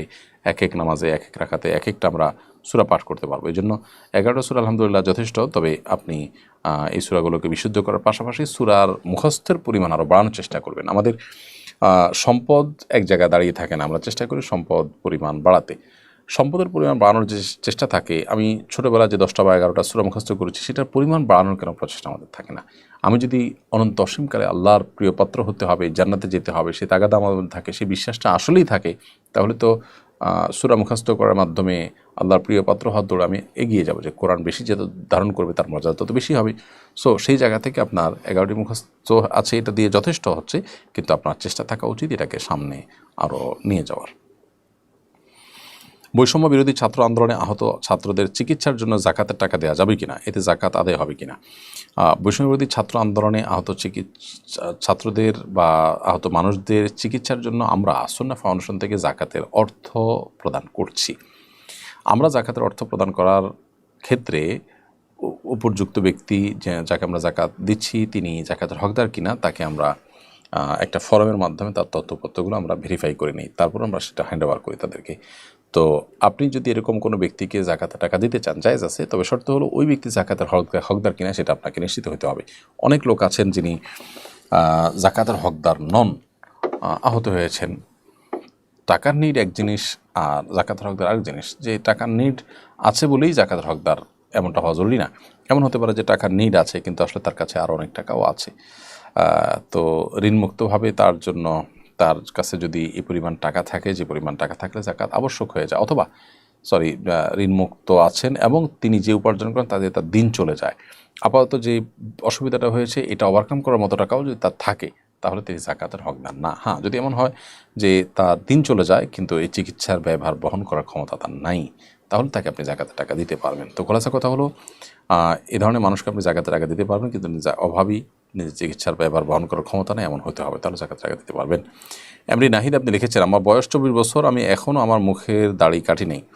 সবাই বলে আমার দাড়ি সুন্দর না, তবুও আমি আমার দাড়ি কাটিনি, কিন্তু আমার পরিবার থেকে আমাকে বিদেশ পাঠাবে, তার জন্য আমার দাড়ি কাটতে হবে, এখন আমি কি করব? দেখুন ভাই নাহিদ, আপনার মুখে দাড়ি আপনি কাটেননি, এটা খুবই ভালো জিনিস, প্রশংসনীয় জিনিস। তবে যারা বলছেন যে দাড়ি সুন্দর না, তারা ভুল কথা বলছেন। আমাদের দাড়ি রাখার ক্ষেত্রে মনে রাখতে হবে আমরা আল্লাহর নির্দেশ পালনার্থে রাখছি, সুন্দর অসুন্দরের জন্য আমরা দাড়ি রাখছি না। যেহেতু সুন্দর হলো কি হলো না সেটা আমার উদ্দেশ্য নয়, তাহলে সেক্ষেত্রে এখানে সুন্দর না কেউ বললে সেটাকে বিশেষভাবে যত্ন নেওয়ার বা সেটাকে কেয়ার করার কোনো কারণ থাকতে পারে না। অতএব আমাদেরকে মনে রাখতে হবে যে এই ব্যাপারগুলোতে সবসময় আমরা সর্বোচ্চ সতর্ক থাকার চেষ্টা করব, যে পারিপার্শ্বিক কোনো লোকের প্ররোচনায় আমরা যেন ভুল পথে পা না পারে। আল্লাহ আমাদেরকে সেই তৌফিক দান করুন। এরপরে আপনি আপনার প্রশ্নটা লিখেছেন আপনার পরিবার থেকে আপনাকে বিদেশে পাঠাবে বলছেন, তার জন্য আপনি দাড়ি কাটতে হবে বলেছেন। না, বিদেশে যাওয়ার জন্য দাড়ি কাটতে হবে কেন? বহু দেশ আছে যেই দেশে যেতে গেলে আপনার দাড়ি কাটতে হবে না, এটা একান্ত মানুষের বাড়াবাড়ি ছাড়া আর কিছুই নয়। বিধায় আল্লাহ তাআলা যদি আমাদেরকে তৌফিক দান করেন আমরা চেষ্টা করব বিদেশে যাওয়া লাগলেও সে অবস্থায় আমরা ইনশাআল্লাহ বিদিনিল্লাহ দাড়ি মুখে নিয়ে আমরা সেখানে যাব, আল্লাহ চায়েন তো। আর যে জায়গায় দাড়ি কেটে আমাকে যেতে হবে সে জায়গায় আমার জন্য যাওয়া জায়েজ নয়। এমডি আবদার এআইডি থেকে আপনি লিখেছেন, কলকাতা থেকে বলছি, আফিম চাষ করা কি জায়েজ হবে? যেহেতু আফিম হারাম, নেশা জাতীয় দ্রব্য, অতএব এটার চাষ করাও কিন্তু গুনাহের কথা। বিধায় আমাদেরকে আল্লাহকে ভয় করতে হবে এবং এখান থেকে বেঁচে থাকার চেষ্টা করতে হবে। বাংলাদেশের একটা ব্যান্ড দল বিনা পারিশ্রমিকে বন্যার্থদের জন্য কনসার্ট করার ঘোষণা দিয়েছে। বন্যার্থদের জন্য তাদের এই ত্যাগকে কীভাবে মূল্যায়ন করবেন? দেখুন, যারা বন্যার্থদের জন্য ফান্ড রেজ করতে গিয়ে হারামে লিপ্ত হচ্ছেন, গুনাহ করে তারপরে ফান্ড রেজ করার চেষ্টা করছেন, তারা ভুল পথে আছেন। কারণ গাছের গোড়া কেটে আগে পানি দেওয়ার মতো এরকম ইসলামী শরীয়তের দৃষ্টিকোণ থেকে বাদ্যযন্ত্রের ব্যবহারে গান বাজনা এগুলো হারাম কাজ। এগুলো ইটসেলফ একটা উন্মাদনা, একটা ভোগ, এবং সবচেয়ে বড় জিনিস হলো যে শয়তানের পূজার একটা ইনস্ট্রুমেন্ট। অতএব এর মাধ্যমে মানুষকে উপকার করার কোনো চেষ্টা করলে জাগতিক দৃষ্টিকোণ থেকে সেটা উপকারে আসতে পারে, শরীয়ী দৃষ্টিকোণ থেকে, ইসলামী দৃষ্টিকোণ থেকে সেটা কিন্তু মোটেও উপকারে আসবে না। এই জিনিসটা আমাদের মাথায় থাকতে হবে। এবং যারা এই কাজ করছেন তারা কতটা এর মাধ্যমে মানুষকে উপকার করতে পারছেন সেটা আসলে মুখ্য বিষয় নয়। সবচেয়ে বড় বিষয় হলো তারা ভুল পথে আছেন। বিধায় তাদেরকে আল্লাহকে ভয় করতে হবে এবং সর্বোচ্চ চেষ্টা করতে হবে তারা এই ধরনের ভুল কাজ না করে অন্য কোনোভাবে ফান্ড রাইজ করার জন্য। বিধায় আমরা বলবো যে যারা এই কাজটা করছেন বাংলাদেশের পার্সপেক্টিভে যদি বলেন আপনি আপনারা অনেক ভালো কাজ করতে পারেন যে কাজটাতে ফান্ড আরও ভালোভাবে রেজ করা যাবে। অতএব ফান্ড রাইজ করার জন্য আপনি আরও অনেক ভালো উপায় অবলম্বন করতে পারেন। কথায় কথায় যদি স্বামীকে ভাই বলে ডাকা হয় তাহলে কি আমি গুনাহগার হব? আপনি স্বামীকে ভাই ডাকবেন কেন বলুন? ভাইয়ের যদি আপনার টান পড়ে থাকে তো আপনি আরো কত মানুষ আছে দুনিয়াতে। এখন কথায় কথায় বলছেন, অর্থাৎ হতে পারে ভুলে বলে ফেলেছেন অথবা ইচ্ছাকৃত বলেছেন, আবেগের আতিশয্যে বলেছেন, হতে পারে। এরকম যদি বলে থাকেন কাজটা অন্যায় করেছেন, কিন্তু এর কারণে বিবাহ বিচ্ছেদ হবে না, সেই ভয়ের কোনো কারণ নেই। নবী করিম সাল্লাল্লাহু আলাইহি সাল্লাম এক ব্যক্তিকে এভাবে ডাকতে দেখে সতর্ক করেছেন, স্বামী তার স্ত্রীকে বোন বলেছেন। এরকম একটা বিষয় নবী সাল্লাল্লাহু আলাইহি সাল্লামের সামনে আসার পর নবী সাল্লাল্লাহু আলাইহি সাল্লাম তাকে নিষেধ করেছেন যে তাকে তুমি ভাই বা বোন, যেহেতু তোমার ভাই বা বোন তোমার মাহরাম, তাদের সাথে একটা তোমার রক্তের একটা সম্পর্ক আছে, যেটা স্ত্রীর সাথে সেই সম্পর্কটা নাই, তুমি তাকে বোন বলে ডাকবে না। একইভাবে স্ত্রী তার স্বামীকে ভাই বলে ডাকবেন না। আমি অনেকের কথা জানি যে তারা খুব স্বাভাবিকভাবে স্বামী স্ত্রী একে অন্যকে ভাই বোন বা এটা আরে ভাই রাখো ভাই, হ্যাঁ, এই টাইপের কথা বলেন। এটা অনুচিত, এটা গুনাহ, হাদিসে নিষেধ আছে। তবে এর কারণে সম্পর্ক ছেদ হবে না, অর্থাৎ তালাক হয়ে যাবে না, সেই টেনশন নাই। আমরা তাহলে কি বলে ডাকবো, এটা আরেকটা প্রশ্ন, যে স্বামী তার স্ত্রীকে, স্ত্রী তার স্বামীকে কি বলে ডাকবে। তো নাম ধরে ডাকা যায় কিনা আরেকটা প্রশ্ন। এটা আসলে নির্ভর করে ওরফের উপরে। ওরফ মানে হলো প্রচলন, পরিভাষা, কালচার। আমাদের দেশের কালচারে কাউকে সম্মান করলে তাকে সাধারণত নাম ধরে ডাকা হয় না, এটা আমাদের দেশের কালচার না। আরাবিয়ানদের কালচার হলো তাদের এখানে নাম ধরে ডাকাতে আর না ডাকাতে সম্মান অসম্মানের কিছু নেই। এই জন্য তারা অনেক বড় মানুষকেও নাম ধরে ডাকে এবং সেটাকে তারা দোষে কিছু মনে করে না। যেহেতু এটা একটা ট্র্যাডিশনের ব্যাপার, কালচার প্রচলনের ব্যাপার, এই জন্য আমাদের সমাজে কি প্রচলন সেটা দেখতে হবে। প্রচলনটা কিন্তু শরীয়তে অনেক গুরুত্বপূর্ণ একটা বিষয়। ইসলামী ফিকহের মূলনীতিতে একটা কথা আছে, আল আদাতু মুহাক্কিমা, অর্থাৎ পরিভাষা প্রচলন কি আছে এটার উপরে কিন্তু অনেক বিধিবিধান পরিবর্তন হয়ে যায়। একই কথা আমি অনেক এক্সাম্পল দিতে পারি, খুব বেশি এক্সাম্পলে যাব না। একই কথা একটা অঞ্চলে গালি, ওই কথাটা আরেক অঞ্চলে। এখন আপনি এই বিধানটা যেখানে গালি সেখানে ওইটা বললে আপনি সেটাকে গুনাহ বলবেন, আবার একই কথা বলি যেখানে সেখানে বলে এটাকে জায়েজ বলবেন। আমি সৌদিতে যখন ছিলাম তখন দেখতাম ফিলিপিনোরা তারা তাদের কিছু কালচার আছে যেগুলো আমাদের মধ্যে খুব মানে হাস্যরসের কারণ হবে। আবার ইন্ডিয়ানদের মধ্যে কেরালা, তামিল এই সমস্ত এলাকার মানুষের বা ইন্ডিয়ান মানুষের একটা কালচার আছে যে ইন্ডিয়ানরা যদি কোনো কিছু হাঁ বা চোখ বুঝাতে চায়, আপনারা অনেক ইন্ডিয়ানদের সাথে সারাদিন উঠা বসা করেন, এখানে আছে অনেক, তো হাঁ বা চোখ কিছু বুঝাতে চাইলে তারা মাথাকে কি করে, তাই না? আমার দেশে বলে বলবো কি তোমার সমস্যা কোনো, তাই না? ফিলিপিনোদেরকে যদি আপনি জিজ্ঞেস করেন কোনো বিষয় তুমি খেয়েছো কিনা, সে যদি বলে আমি খেয়েছি, তো এটা বোঝাবার জন্য তারা এরকম চোখ বড় করে। এখন আমার দেশে এরকম চোখ বড় করে তো থাপ্পড় মারবে কষায়। তোমরা জিজ্ঞেস করলাম খাইছো কিনা, তুমি আমার চোখ ঘোরাচ্ছ কেন? এটা কালচারের ব্যাপার, যে তাদের দেশে এটা হাঁ বাচক বোঝানো, মানে হ্যাঁ খাইছি আমি, জাস্ট এটা বোঝাবার জন্য তারা এটা করে। তো এই জন্য আমাদের দেশে সম্মানিত কাউকে নাম ধরে ডাকা হয় না।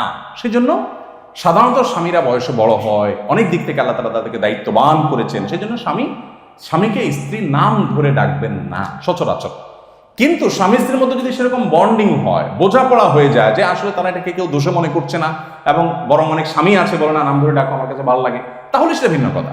সম্পর্ক সে লেভেলে থাকলে অবশ্যই জায়েজ আছে, কোনো অসুবিধা নেই, বাট সম্মানের খেলাপ যেন না হয় সেটা খেয়াল রাখা দরকার। তো সেক্ষেত্রে কি বলে ডাকবে, আরেক মুসিবত।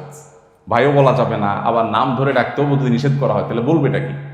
বাচ্চা হলে অমুকের বাপ বলবেন, আর বাচ্চা যদি নাও হয় তারপরে অমুকের বাপ বলবেন। বাচ্চা হবে সামনে, সে চিন্তা করে বলবেন আব্দুল্লাহর বাপ, অমুকের বাপ, আরো অনেকভাবে ডাকা যেতে পারে। কিন্তু নাম ধরে ডাকলে যে গুনাহ হয়ে যাবে ওটা সেরকম না, কিন্তু ভাই বলে ডাকা যাবে না, এটা হাদিসে নিষেধ আছে। আমার বিবাহিত স্ত্রীর নাম যদি আমার মায়ের নামে হয় তাহলে সেই ক্ষেত্রে আমি আমার স্ত্রীর নাম পরিবর্তন করলে এটা ইসলামের বিধান কি বলে?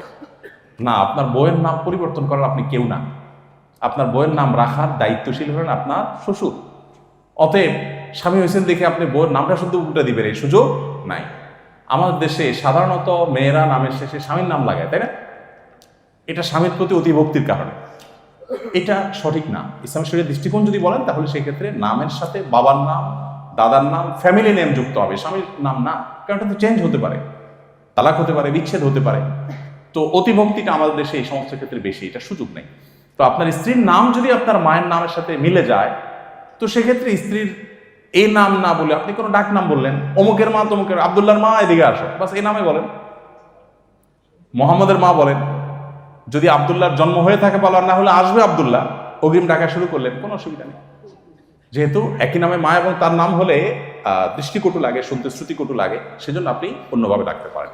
তবে নাম পরিবর্তন করবেন অফিসিয়ালি, এই সুযোগ নাই। হ্যাঁ, ডাক নাম একটা দিলেন, এটা তার অফিসিয়াল নাম পরিবর্তন না, সেটা হতে পারে। আমরা প্রবাসীদের বিদেশে কেউ পড়ালেখার জন্য, আবার কেউ জীবিকার তাগিদে এসেছি। আমি এশিয়া প্যাসিফিক ইউনিভার্সিটির একজন ছাত্র। আমার প্রশ্ন, আমাদের ক্লাসমেট অনেক মেয়ে থাকে, তাদের সাথে কি ফোনে কথা বলা জায়েজ হবে যদি আলোচনা পড়ালেখা কেন্দ্রিক হয়, অথবা ক্লাসের ছেলে মেয়েদের হ্যাংআউটে যাওয়া যাবে কি না, নাকি অ্যাভয়েড করাই উত্তম হবে? দেখুন, মেয়ে শিক্ষার্থী যদি থাকে, সহকর্মী বা সহপাঠী যদি থাকে, তাহলে সেক্ষেত্রে তার সাথে প্রয়োজনীয় কথা তো বলাই যাবে, কিন্তু সেটা অবশ্যই সতর্কতার সাথে। ওই যে বললাম, বইয়ের সাথে রুক্ষ ব্যবহার করে অপরিচিত মেয়ের সাথে মিষ্টি ব্যবহার করা যাবে না, বরং তার সাথে সাধারণ স্বাভাবিক কথা বলতে পারে। একজন মেয়েও একই কথা প্রযোজ্য। আল্লাহ তাআলা বলেছেন, ওয়াকুলনা কওলাম মারুফা। মেয়েরা তারা পুরুষের সাথে কথা বলতে চাইলে স্বাভাবিক মোডে, সাধারণ মোডে কথা বলতে পারে, প্রয়োজনীয় কথা। কিন্তু প্রয়োজনীয় কথা থেকে যেন খাজুরি আলাপের দিকে আবার না যায়। খাজুরি আলাপ বুঝেন তো? কি খাইছো আজকে তুমি, বাসা কোথায় তোমার, এগুলো হলো বেদরকারি কথা। এগুলো হলো শয়তান আপনাকে ওই দিক, মানে বাজের দিকে নেওয়ার একটা শুরু। প্রয়োজনীয় কথার বাইরে কথা বলা যাবে না। এসআর শারমিন আক্তার আপনি লিখেছেন, স্বামী স্ত্রীর ভেতর ভালোবাসা বৃদ্ধি করার উপায় বা আমল কি? দেখুন, স্বামী স্ত্রীর পারস্পরিক ভালোবাসা বৃদ্ধি করার জন্য কয়েকটি উপায় আছে। তার প্রথমটি হলো, এমনিতেই কমন আমল হলো সালামের মাধ্যমে পারস্পরিক ভালোবাসা তৈরি হয়। নবী সাল্লাল্লাহু আলাইহি সাল্লাম সে বিষয়ে আমাদেরকে পরামর্শ দিয়েছেন, পরস্পরকে সালাম আদান প্রদান করলে ভালোবাসা বৃদ্ধি হয়। আরেকটি বিষয় তিনি বলেছেন যে মানুষ যখন হাদিয়া আদান প্রদান করে, উপহার আদান প্রদান করে, তখন তাদের মধ্যকার ভালোবাসা তৈরি হয়। অতএব স্বামী স্ত্রীকে, স্ত্রী তার সাধ্য অনুযায়ী স্বামীকে উপহার দিবেন, সারপ্রাইজ দিবেন, আনন্দের কারণ হয় সে বিষয়গুলো তাকে উপহার হিসেবে দিবেন। তার ক্ষুদ্র সামর্থ্য থাকলে ক্ষুদ্র সামর্থ্য দিয়ে কোনো উপহার দিবেন। এর মাধ্যমে পারস্পরিক ভালোবাসা বৃদ্ধি হয়। আরেকটি দোয়া আছে আল্লাহ সুবহানাহু ওয়া তাআলার কাছে, সেই দোয়া করা যেতে পারে যে আল্লাহুম্মা ইন্নী আসআলুকা হুব্বাক, আল্লাহ আপনার ভালোবাসা আপনার কাছে চাই, ওয়া হুব্বা মান ইউহিব্বুক, আপনাকে যারা ভালোবাসেন তাদের ভালোবাসা চাই, ওয়া হুব্বা আমালিন ইউকাররিবুনি ইলা হুব্বিক, এবং এমন আমলের প্রতি ভালোবাসা চাই আপনার কাছে যে আমলটি আপনার কাছাকাছি আমাকে নিয়ে যাবে। তো এটি অবশ্য আল্লাহর ভালোবাসা লাভের এবং আল্লাহর প্রিয় মানুষ স্বামী বা স্ত্রী যদি নেককার হয়, তাহলে তাদের ভালোবাসা লাভের জন্য দোয়াটা আমরা পড়তে পারি। এর বাইরে স্বামী এবং স্ত্রী একে অন্যের যে কনসার্নের জায়গাগুলো, সেগুলোতে খুব গুরুত্বের সাথে ফোকাস দেওয়া গুরুত্বপূর্ণ এবং ভালোবাসা বৃদ্ধির জন্য সহায়ক। স্বামী তার স্ত্রীর বাবার বাড়ি এবং স্ত্রীর যে সমস্ত বিষয়গুলোতে তিনি আহত হন, সেগুলোকে সর্বোচ্চ অ্যাভয়েড করা। ঠিক একইভাবে স্ত্রী তার স্বামীর কোন কোন বিষয়ে তিনি আহত হতে পারেন বা কোন বিষয়গুলো তিনি অপছন্দ করেন, সেগুলোতে সর্বোচ্চ সতর্ক থাকা। স্ত্রী নিজেকে সাজগোজ এবং সুন্দরভাবে উপস্থাপন করা, স্বামী নিজের সর্বোচ্চ সুন্দর আচরণ দেওয়া, স্ত্রীর আপনার স্বীকৃতি দেওয়া, এগুলো সবগুলো সুন্নাহ দ্বারা সাব্যস্ত। কিন্তু নবী সাল্লাল্লাহু আলাইহি ওয়াসাল্লাম দাম্পত্য জীবনে এগুলো সবগুলোর উপর আমল করেছেন। অতএব এগুলো ইনশাআল্লাহ দাম্পত্য জীবনে সম্পর্ককে ভালো করতে এবং ভালোবাসা বৃদ্ধি করতে সহায়ক হবে ইনশাআল্লাহ তাআলা। মোহাম্মদ হুসাইন লিখেছেন, সাদ্দাদের জান্নাতে প্রবেশ করার যে কাহিনী আমাদের সমাজে প্রচলিত, এটা কতটুকু সত্যি? সাদ্দাদ তার সময়কালের নবীর কথা শুনে, নবী তাকে যখন আহ্বান করেছেন তাওহীদের পথে, ঈমানের পথে আসার জন্য, তখন কি পাবেন সে বিনিময় জানতে চাইলে যখন জান্নাত পাবেন শুনেছেন, তখন সাদ্দাদ নাকি নিজে নিজে জান্নাত তৈরি করেছেন। অনেক বছর ধরে তার বিভিন্ন বিবরণের কথা শোনা হয়, লোকমুখে প্রচলিত আছে, এবং সেই জান্নাতে প্রবেশ করার আগে সে ধ্বংস হয়েছে ইত্যাদি ইত্যাদি। এইটি একেবারেই অপ্রমাণিত একটি কাহিনী, যেটি বিভিন্ন ইসরায়েলি বা ইহুদিদের বর্ণিত বিভিন্ন বর্ণায় পাওয়া যায়। কোরআন কিংবা নবী সাল্লাল্লাহু আলাইহি ওয়াসাল্লাম থেকে বর্ণিত কোনো সুন্নাহ দ্বারা, কোনো হাদিস দ্বারা এটি প্রমাণিত নয়।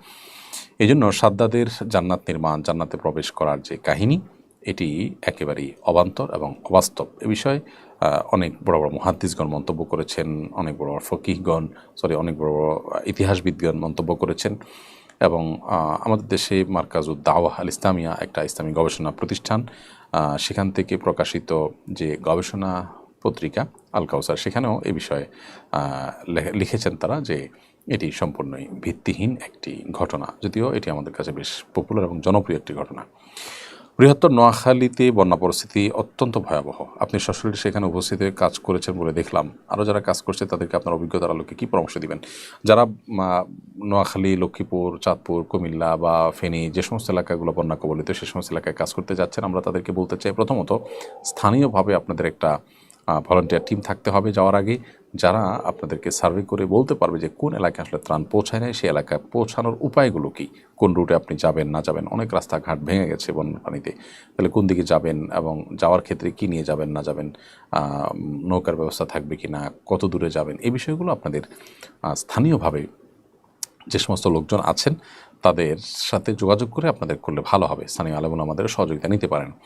দ্বিতীয়ত, সেখানে নিড কিসের মানুষের, যেমন একেবারে বন্যা যখন চরম আকারে পৌঁছে যায় তখন শুকনো খাবারের নিড থাকে, কিন্তু একটা পর্যায়ে পানি নামতে শুরু করলে মানুষের কিন্তু তখন ভারী খাবার অর্থাৎ চাল ডাল ইত্যাদির প্রয়োজন হয়। অতএব ওই নিডটাকে আপনারা জেনে তারপরে যাবেন। তৃতীয়ত, মনে রাখতে হবে যে অল্প সামান্য কিছু ডোনেশন নিয়ে আমরা যদি চলে যাই তো সেটাতে যতটা উপকার হবে গরিব অভাবী মানুষের, তার চেয়ে বেশি আমার নিজের জাস্ট একটা শখ পূরণ হবে। তো এটা আমার বেনিফিট হচ্ছে, গরিবের বেনিফিট বা দুস্থ মানুষের বেনিফিট হচ্ছে না। আরেকটা গুরুত্বপূর্ণ বিষয় হলো যে ফটো সেশন প্রয়োজন ছাড়া মানুষকে জব দিদার জন্য যতটুকু দরকার হয় ততটুকু করলেন, এর বাইরে অতিরিক্ত ফটো সেশন করা খুবই অনুচিত একটি কাজ, সেটা থেকে আমাদেরকে বেঁচে থাকতে হবে। আল্লাহ তাআলা আমাদের তৌফিক দান করুন। শোয়েব কবির আপনি লিখেছেন, সফর মাসের করণীয় সম্পর্কে জানতে চাই। সফর মাস এটি আরবি বা হিজরি বর্ষের মাসগুলোর মধ্যে থেকে একটি। এই মাসের আলাদা সুনির্দিষ্ট কোনো করণীয় নেই। অন্য 10টি মাসের মতো এই মাসটিতেও আমরা আল্লাহর ফরজ বিধানগুলো মেনে চলবো, গুনাহগুলো থেকে বেঁচে থাকার চেষ্টা করব। আলাদা করে সফর মাসের জন্য ভিন্ন কোনো করণীয় নাই। এমনকি সফর মাস সম্পর্কে কোনো বিধিনিষেধ নাই।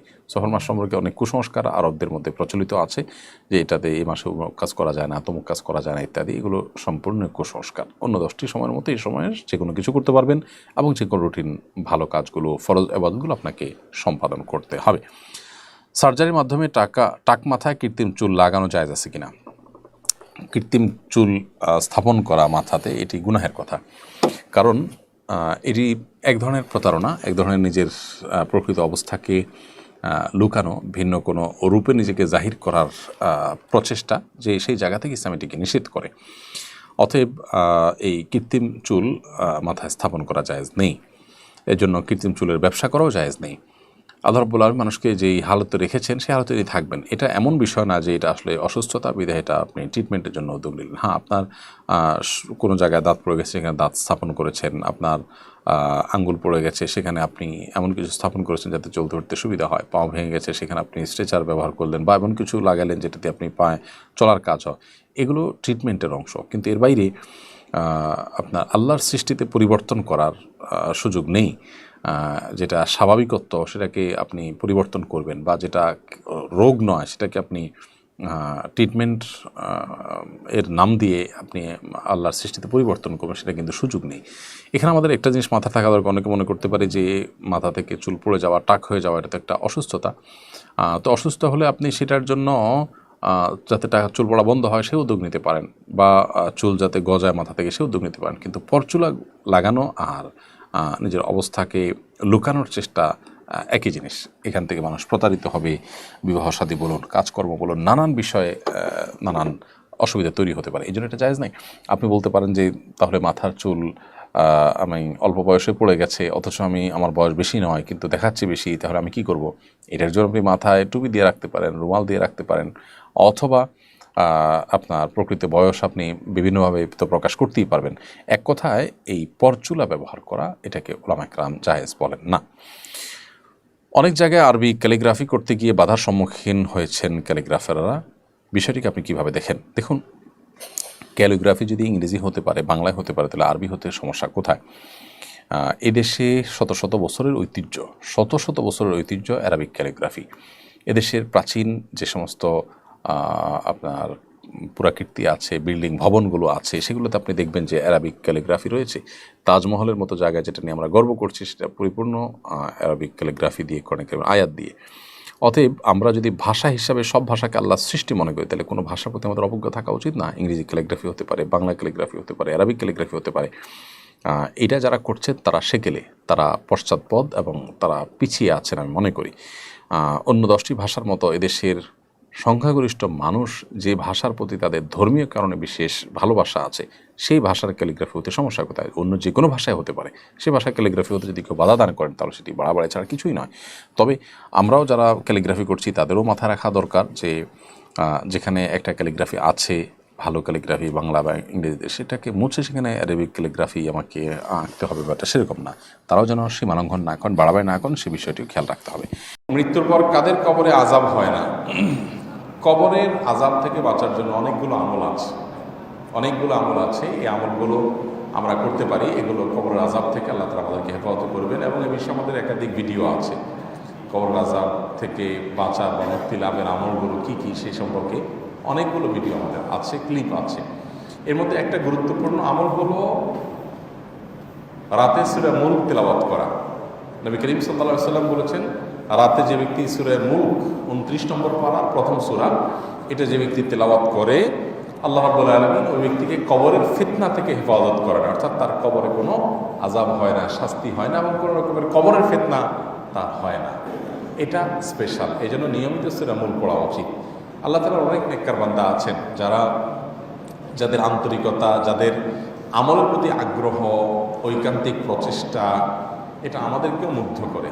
একবার লাইভে একজন বয়সে বেশ কিশোর বয়সের একজন প্রশ্নকর্তা প্রশ্ন করলেন আমাকে যে, আমি তো যখন বুঝতে পারিনি বা ছোট ছিলাম, তখন তো সূরা মুলক আমি নিয়মিত পড়ি নেই, কবরের আযাব থেকে বাঁচার জন্য আমি এখন থেকে এটা পড়ছি, যেহেতু পেছনে পড়ি নাই, সেজন্য আমি সেগুলোর জন্য কী করতে পারি। এই যে পেছনে তিনি ছোট ছিলেন, শিশু ছিলেন, তো তখনকার যে মিসটা হয়েছে তেলাওয়াত করাটা সূরা মুলক রাতে, সেটার জন্য সে টেনশন করছে। তার মানে সে এটা ছাড়া বাকি এখন জানছে, তখন থেকে সে নিয়মিত তেলাওয়াত করছে, রাতে শোয়ার আগে এটা তেলাওয়াত ছাড়া ঘুমায় না সে। এই যে আন্তরিক প্রচেষ্টা, এই যে তার নিয়মানুবর্তিতা, এটাই ইনশাআল্লাহ বিদিনা কবরের আযাব থেকে বাঁচার জন্য সহযোগিতা করবে, হেল্পফুল হবে আমলটি। আমরা অনেকে আছি যে আমাদের এগুলোর কোনো খোঁজ খবর নাই, সূরা মুলক পড়ছি, 2 দিন পড়ছি, 6 দিন বাদ দিছি, বছরে 2-4 দিন পড়ছি। না ভাই, এই আমলগুলো যেগুলো হাদিসে নিয়মিত, যেগুলোর ঘরে এরকম বলা আছে যে রাতে তেলাওয়াত করতে, সকালে বা সন্ধ্যায়, সেগুলো নিয়মিত তেলাওয়াত করতে হয়। যে রাতে নিয়মিত তেলাওয়াত করলে তার বিনিময়ে আমরা কবরের আযাব থেকে রক্ষা পাবো ইনশাআল্লাহ তাআলা। আর কবর এমন একটা জায়গা যে এখানে প্রথম ধাক্কাটা হবে, হ্যাঁ, এই প্রথম ধাক্কায় যে ব্যক্তি সহজে পার হয়ে যাবে, বাকিগুলো তার জন্য সহজ হবে আশা করা। যেটা প্রথম ঘাটি, আখিরাতের প্রথম ঘাটি। এরপরের ঘাটিগুলো সহজ হতে পারে, এটা সহজ হলে। এজন্য এটা যাতে সহজ হয়, সেজন্য আমলগুলো করা দরকার। অন্য এক হাদিসে আসছে, জুমার দিনে কারণ মৃত্যু হলে আল্লাহ তাআলা তাকেও কবরের আযাব থেকে হেফাজতে রাখেন। এখন জুমার দিনের মৃত্যু তো আর আমাদের হাতে না, তো সেটা আল্লাহর উপরে তাওয়াক্কুল করতে হবে, আল্লাহর কাছে চাইতে হবে যে আল্লাহ আমাকে নেক মৃত্যু দিও, জুমার দিনের মৃত্যু দিও, এটা দোয়া করা যেতে পারে। আর আরেকটি বিষয় হলো যে কবরের আযাব বেশিরভাগ হয়ে থাকে 2টি অপরাধের কারণে। তার একটি হলো চগলখড়ির বদভ্যাস থাকলে, একজনের কথা আরেকজনের কাছে লাগানো, একজনের পেছনে গিয়ে তার বদনামি করা, আবার সামনে আসলে তার প্রশংসা করা, আবার যার কাছে গেছে তার কাছে ভালো সাজার জন্য আরেকজনের ব্যাপারে মিথ্যা কথা বলা, হ্যাঁ, আবার এর পেছনে যখন চলে গেছে তখন যার কাছে বদনামি করেছে তার কাছে গিয়ে আবার এই লোকের বদনামি করা। এই যে কথা লাগালাগি করা, সবার কাছে ভালো থাকার চেষ্টা, আল্লাহ মাফ করুক, এই চগলখড়ির বদভ্যাস যাদের মধ্যে থাকে, এই অপরাধের কারণে কবরের আযাব বেশি হয়। অতএব এটা থেকে বেঁচে থাকা হলো কবরের আযাব থেকে বাঁচার আরেকটা আমল। সেই সাথে আপনার পেশাবের যে ছিটাফোঁটা, এগুলোর কারণে কবরের আযাব হয়।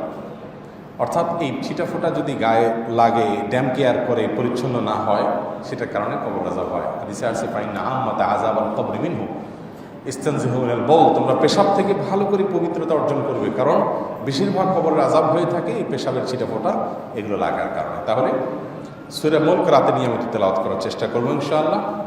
জুমার দিনে যেন আল্লাহ তাআলা আমাদেরকে মৃত্যু দেন, সেজন্য দোয়া করবো ইনশাআল্লাহ। আর চগলখুরি করা, একজনের কথা আরেকজনের কাছে লাগালাই করা, এই বদভ্যাস থেকে বেঁচে থাকবো। সেই সাথে পেশাবের ছিটা ফোটা যেন না আসে। হ্যাঁ, শুয়ের আগার মতো 2-4টা ফোঁটা আসতে পারে সতর্ক থাকার পরেও, তো সেটাও পরিচ্ছন্ন করার চেষ্টা করা। এই জন্য দাঁড়িয়ে যদি আপনি শক্ত জায়গায় পেশাব করেন তাহলে কি হবে, প্রচুর ছিটা ফোটা আসবে। এই জন্যে বসে পেশাব করতে হয়, যাতে ছিটা ফোটা না আসে। এক কথা, পেশাব থেকে পবিত্র থাকা, যদি এসেও যায় ধুয়ে ফেলার চেষ্টা করা, পবিত্র করার চেষ্টা করা। তো এই আমলগুলো মোটামুটি কবর আযাব থেকে আমাদের রক্ষা করবে। এছাড়া আরেকটা আমল আছে 5 নম্বর, সেটা হলো নামাজের শেষ বৈঠকে দোয়া মাসুরার জায়গায় আমরা যে আল্লাহুম্মা ইন্নী যালামতু নাফসি পড়ি, এখানে আরেকটা দোয়া আছে, আল্লাহুম্মা ইন্নী আউযু মিন আযাবিল কবর ওয়া আযাবিন নার ওয়া আউযু বিকা মিন ফিতনাতিল মাহইয়া ওয়াল মামাত ওয়া আউযু বিকা মিন শাররি ফিতনাতিল মাসীহিদ দাজ্জাল। এই যে শুরুতে আছে আল্লাহুম্মা ইন্নী আউযু বিকা মিন আযাবিল কবরি ওয়া আযাবিন নার, আল্লাহ আপনার কাছ থেকে কবরের আযাব থেকে পানাহ চাই। এই দোয়া শেষ বৈঠকে বেশি বেশি করে পাঠ করা, আর সাধারণ সময়েও বেশি বেশি করে আল্লাহর কাছে এই দোয়াগুলো পাঠ করা। এই 5 রকমের আমল বা আরও যে হাদিসে বিভিন্ন আমলের কথা বলা আছে, সেগুলো যখন নিয়মিত করবো, আশা করে যে আল্লাহ তাআলা আমাদেরকে কবর আযাব থেকে হেফাজত রাখবেন। হযরত সুলাইমান আলাইহিস সালাম কি সত্যি পৃথিবীর সব প্রাণীকুলকে দাওয়াত দিয়ে খাইয়েছিলেন? এই ঘটনা কি সঠিক নাকি মিথ্যা? বিস্তারিত বলবেন। আমাদের দেশে এই ঘটনা বেশ অনেক বেশি পরিচিত এবং বহুল প্রচলিত। ঘটনাটা হলো, সুলাইমান আলাইহিস সালাম নাকি আল্লাহর কাছে একবার দোয়া করেছিলেন, আল্লাহ আপনার এত সৃষ্টি পৃথিবীতে, আপনি আমাকে অনুমতি দেন আমি আপনার সৃষ্টি জগতের সব সদস্যকে, যত সৃষ্টি আছে সকল প্রাণীকে, সৃষ্টি জগতের সকল প্রাণীকে আমি 1 বছর খাওয়াতে চাই। আল্লাহ বলছেন, না সুলাইমান তুমি পারবে না। এবার আল্লাহ নবী সাল্লাল্লাহু আলাইহি ওয়াসাল্লাম বললেন, আল্লাহ তাহলে 1 মাসেরটা খাওয়াই, 1 সপ্তাহটা খাওয়াই, কমাতে কমাতে বলছে 1 বেলা খাওয়াই। আল্লাহ সুবহানাহু ওয়া তাআলা বলেছেন তাও পারবে না। তারপর তিনি পিড়াপিড়ি করাতে আল্লাহ বলছেন ঠিক আছে খাও।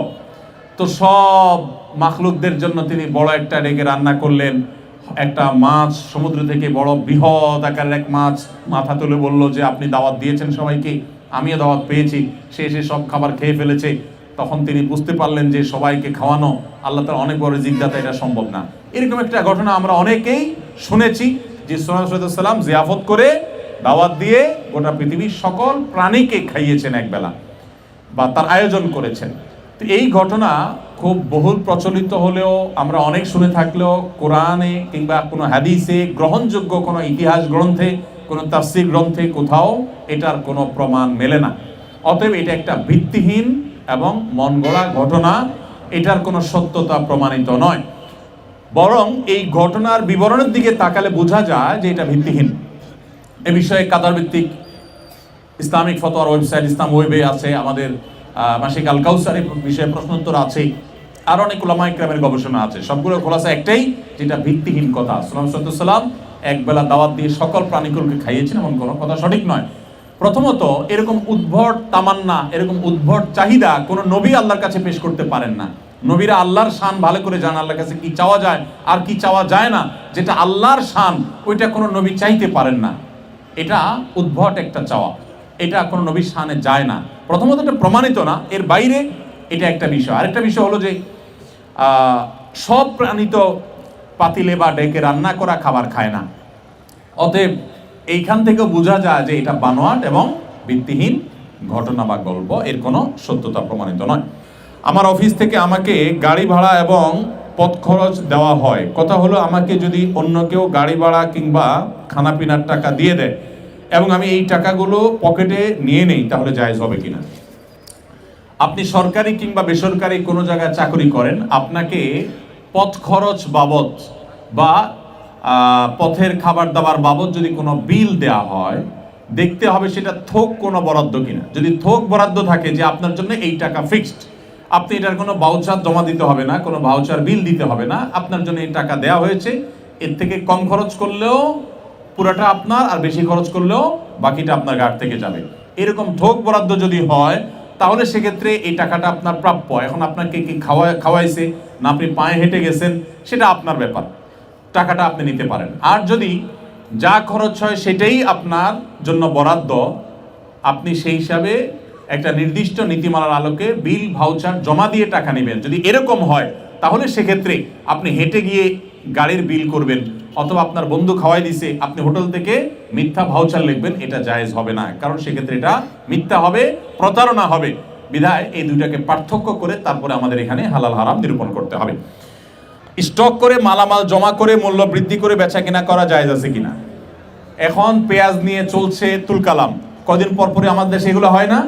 নবী সাল্লাল্লাহু আলাইহি ওয়াসাল্লাম বলেছেন, আল মুহতাকিরু খাতি, যে ব্যক্তি সংকট সৃষ্টি করার জন্য সমাজে মাল সরায় রেখা, দাম বাড়লে তখন বিক্রি করে, সে গুনাহগার, সে হারাম কাজ করে, গুনাহের কাজ করে। বিধায় সংকট সৃষ্টি করে তারপরে দাম বাড়ায় বিক্রি করব, ব্যবসায়ীরা যারা এই কাজ করেন তারা গুনাহের কাজ করেন। খুব আফসোস হয়, অনেক লম্বা দাড়িওয়ালা মুরব্বী আছেন, মাথা টুপিওয়ালা মুরব্বী আছেন, যারা এই সমস্ত অপকর্মে লিপ্ত। আল্লাহ তাআলা আমাদেরকে এই সমস্ত গুনাহ থেকে বেঁচে থাকার তৌফিক দান করুন। টাকা পয়সা কিছু কামাবেন, কিন্তু সাথে জাহান্নাম নিশ্চিত করে ফেলবেন। অতএব আল্লাহর ভয়ে এগুলো থেকে সরে আসার চেষ্টা করুন। এরপরে প্রশ্ন হলো, মসজিদের জায়গা ওয়াকফ করে না দিলে ইবাদত বন্দেগী সহি হবে কিনা, এ ব্যাপারে আপনার মতামত জানতে চাই। কোন মসজিদের জায়গা যদি মালিকরা ওয়াকফ করে না দেন, সেখানে নামাজ কালাম পড়লে, ইবাদত বন্দি করলে নামাজ কালাম হয়ে যাবে, হবে না এটা ঠিক না। তবে ওই জায়গাটা মসজিদের মর্যাদা পাবে না। ওয়াকফ করার আগ পর্যন্ত মসজিদের মর্যাদা, সেখানে ইতিকাফ করা, মসজিদের যে মর্যাদাগুলো আছে সেগুলো পেতে হলে ওয়াকফ করতে হবে। কেউ কারো জায়গা ভাড়া দিয়েছে বা সাময়িকভাবে দিয়েছে যে এখানে সবাই নামাজ পড়েন, তো সেখানে নামাজ পড়া জায়েজ আছে, সেখানে নামাজ পড়লে যে নামাজ হবে না এমন কোনো কথা নেই। আরেকজনের জায়গাতে নামাজ হবে যদি সে পারমিশন দেয়। তবে হ্যাঁ, কোনো জায়গা যদি জোর করে কারোর কাছ থেকে দখল করেন, সেখানে নামাজ পড়লে নামাজ হবে কিনা, এটা নিয়ে অবশ্য আমাদের মধ্যে বিভিন্ন রকমের মত আছে। তো বিশুদ্ধ মত অনুযায়ী নামাজ হয়ে যাবে, কিন্তু গুনাহ হবে। আমি আপনার একজন ভক্ত, আপনার প্রতি অনুরোধ, আপনি আবার মাহফিলের ময়দানে ফিরে আসুন। ওয়াজের ময়দানে আজ অযোগ্যরা দখল করেছে। ভাই আলহামদুলিল্লাহ, আমরা ওয়াজ মাহফিল এবছর করছি না, সামনের বছর করা যায় কিনা সেটা নিয়ে আমরা চিন্তা ভাবনা করতেছি। কিন্তু এটা সঠিক না যে অযোগ্যরা দখল করে আছে, অনেক যোগ্য মানুষ আছে, পরিমাণটা কম, কিন্তু অনেক যোগ্য মানুষ আলহামদুলিল্লাহ ময়দানে কাজ করছে। আমাদের মুশকিল হলো আমাদের রুচির সমস্যা, আমাদের সাধারণ দর্শকের রুচির সমস্যা। আমাদের অবশ্য রুচির সমস্যাটা শুধু ওয়াজের ময়দানে না, খাবারের টেবিলেও আমাদের রুচির সমস্যা আছে। কীরকম সমস্যা আছে? যত অখাদ্য কুখাদ্য এগুলো আমরা খুব পছন্দ করি। আমরা বলতে আমরা এই বাংলাদেশের মানুষের কথা বলতেছি। আপনি পৃথিবীর অনেক দেশে মানুষকে দেখবেন, তারা ফুড ভ্যালু বিবেচনা করে করে খায়। মুখে স্বাদ লাগলো কিনা এটা তাদের কাছে খুব বেশি গুরুত্বপূর্ণ বিষয় না। খাবারটা উপকারী, স্বাস্থ্যের জন্য অনেক দরকারি, সেটা তারা খায়। কিন্তু আমাদের এই দিকে মানুষের কাছে উপকারী টুপকারী এগুলো বিবেচনা খুব বেশি নেই।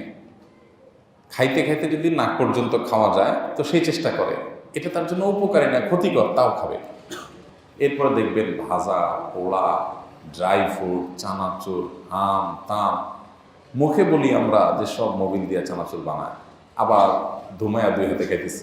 তো আমাদের খাবার দাবার যেরকম কোনো রুচি টুচি নাই, এই জন্য দেখে আমরা রোগা শোকা, স্বাস্থ্যের অবস্থা ভালো না, ইমিউন দুর্বল, নানান দিক থেকে আমরা পিছিয়ে আছি।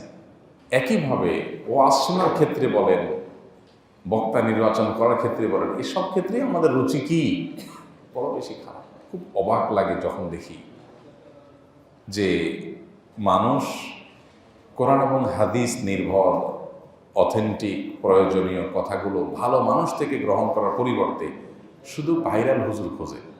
এখন আমাকেও ভাইরাল হুজুর বলবেন কিনা সেটা আপনাদের ব্যাপার, বিবেচনা। বাকি আল্লাহ তাআলার কাছে পানা চাই আমি এই গতানুগতিক যে ভাইরাল হওয়া, বিশেষ করে টার্গেট ওয়াইজ ভাইরাল হওয়ার যে চেষ্টা, আল্লাহ মাফ করুক, এটা হুজুরদের সবচাইতে জাহান্নামে যাওয়ার সবচেয়ে বড় কারণগুলোর একটা হতে পারে। আল্লাহ তাআলা হেফাজত করুক আমাদেরকে।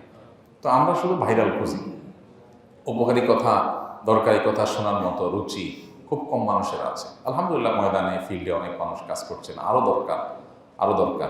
তবে আমরা সব জায়গায় যদি একটু বুদ্ধিমান হই, যেই আলেম কথা বলবেন কোরআন হাদিসের ভিত্তিতে এবং তিনি যা বলবেন তার মধ্যে সেটা থাকতে হবে। উনি টাকা ছাড়া কিছু চিনেন না, তো এই মানুষ দিন শেষে আপনার কিভাবে আইডল হতে পারে?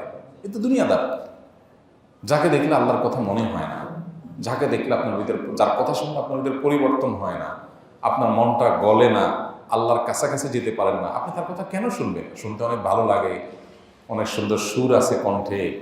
আমাদের বাঙালির আবেগটা হলো সব সস্তা আবেগ। আমাদের অবস্থা হলো পাতিল, ওই যে এর সিলভার পাতিলের মতো। সিলভার পাতিল চুলা দিলে দেখবেন যে আগুন লাগার সাথে সাথে ছাপ করে গরম হয়ে গেছে।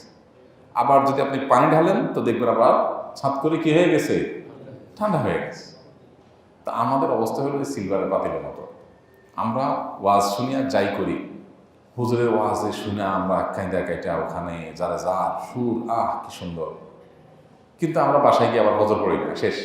ওই সিলভার পাতিলের মতো, আবেগে আসতেও দেরি নাই, যাইতেও দেরি নাই। উপকারের জিনিসটা আমরা কম চিনি, এটা আমাদের একটা বড় সমস্যা।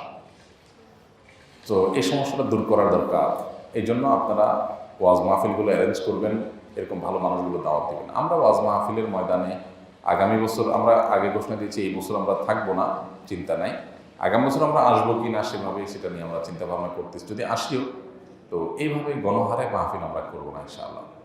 প্রতিদিন ওয়াজ মাহফিল একজন বক্তা যদি করেন তো তার ব্যক্তিগত আমলেও ত্রুটি দেখা দেয়। কীভাবে সম্ভব সারাদিন প্রতিদিন রাত 12টা-1টা পর্যন্ত ওয়াজ করার পর ফজর নামাজটাও তো সুন্দর করে করতে অসুবিধা হওয়ার কথা। এটা কোনো সুন্নাহসম্মত পদ্ধতি না। আমরা যখনই মাহফিল করেছি, যুদ্ধ করেছি, সংগ্রাম করেছি যেন মাহফিল 10টা 10:30টার মধ্যে শেষ করা হয়। কিন্তু বেশিরভাগ মাহফিল আয়োজকরা আমাদের ফর্ম ফিল আপ করে লিখিত আপনার অঙ্গীকার করে, স্বাক্ষর করে যে হ্যাঁ আমরা গভীর রাত পর্যন্ত মাহফিল করব না, ঠিক আছে। কিন্তু ফিল্ডে নেওয়ার পরে খাওয়া দাওয়ায় বালিশ কাঁথা দেখায় দেয়, হুজুর ঘুমান, 10টার পরে আপনার টাইম শুরু হবে। তো বেশিরভাগ মাহফিল আয়োজকরা এই ধরনের প্রতারণা করে এবং 2 নম্বরই করে, কথা ঠিক রাখে। এই জন্য মাহফিলের ফিল্ডে ভালো মানুষদের কাজ করা দরকার, বিচক্ষণ মানুষদের কাজ করা দরকার, যুবকরা দায়িত্বশীলতার সাথে কাজ করা দরকার। আল্লাহ তৌফিক দান করুন।